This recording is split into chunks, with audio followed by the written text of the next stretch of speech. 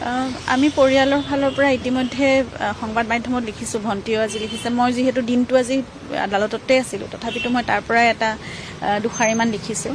কাৰণ জুবিনৰ গীত বুলিয়ে নকওঁ, এটা আমাৰ জাতিৰ এই বিহুৰ সময়টোত যিখিনি মঞ্চত অনুষ্ঠান হয়, তাত গোটেই যিবোৰ গীত সংগীতৰ উপস্থাপন হয় বা যি পৰিৱেশন হয়, সেইখিনি আমাৰ গোটেই জাতিটোৰ সংস্কৃতিক দাঙি ধৰে, আচলতে উপস্থাপন কৰা হয়। গতিকে সকলো ক্ষেত্ৰত আৰু বিশেষকৈ এতিয়া জুবিনৰ গীতবোৰ সকলোৱে খুব মৰম শ্ৰদ্ধাৰে, খুব আন্তৰিকতাৰে পৰিৱেশন কৰিছে। গতিকে সেইখিনিত যিমানখিনি পাৰি শুদ্ধকৈ কৰিবলৈ চেষ্টা কৰাটো ভাল, কাৰণ সেয়া জুবিনৰ এটা সাধনা, এটা জীৱনজোৰা সাধনা।